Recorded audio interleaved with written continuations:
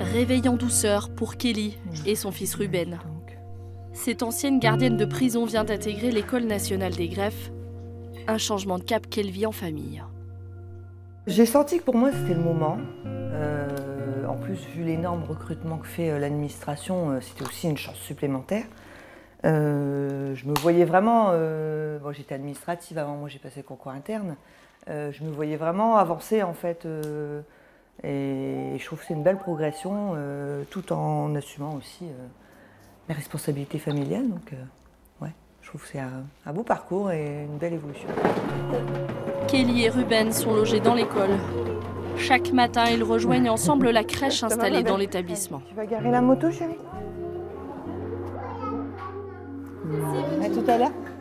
Allez, fais-moi un gros bisou.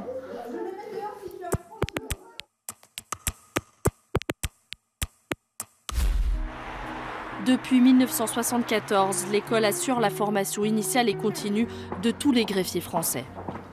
85% sont des femmes, 25 ans de moyenne d'âge. La plupart sont titulaires d'un bac+5. Alors, l'exécution des peines, je vous l'ai dit, c'est une matière très technique qui concrétise le symbole de la justice. La justice, un monde qui a toujours attiré Valérie. Il y a quelques mois, cette quadragénaire a décidé de quitter son poste de fonctionnaire dans les ressources humaines pour devenir greffière. J'ai flashé sur le métier, c'est tout simple. Trouver une explication va être difficile. C'est vraiment un coup de flash. Lors d'une audience, je me suis dit, tiens, la personne qu'on ne voit pas, eh ben, elle a un sacré rôle. Et ça pourrait être intéressant de voir quel est son rôle. Le prévenu et le procureur de la République peuvent exercer leur droit d'appel jusqu'au vendredi à minuit. Donc à compter du samedi matin à 0h, la décision est exécutoire. Et on ne s'arrête pas d'exécuter les week-ends, les jours fériés. Les débuts ont été difficiles. Mes années fac datent d'il y a un certain temps, une vingtaine d'années.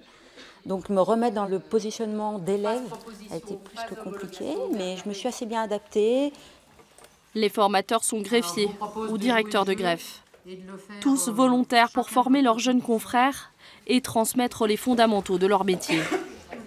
Et c'est bien ce qui plaît à Michael, ancien étudiant en droit. Il y a une approche très humaine dans la formation.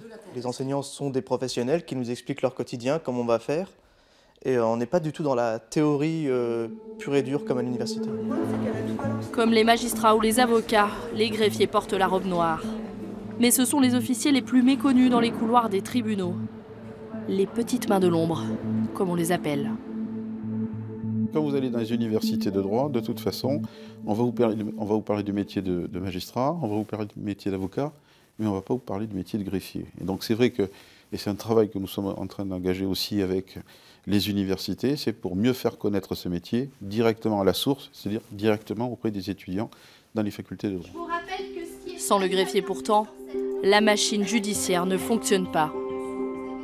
Là, on en est à la création de l'affaire. Ensuite, qu'est-ce qu'on va faire? On valide. Et notre dossier, qu'est-ce qu'on va faire? On va le classer dans la pile d'audience. Donc là, on a terminé avec la création de l'affaire. La différence avec le second qui est marqué classement au registre, c'est en quoi déjà? Alors, théorie, pratique, dans 18 mois, ces élèves devront connaître le droit et la procédure sur le bout des doigts. Là, on est en TD, donc il s'agit de mettre en application les connaissances qu'on apprend en cours classique via un exercice, un scénario, typiquement comme si on était en juridiction. Assister le juge, accueillir et conseiller le justiciable, ce sera bientôt leur quotidien.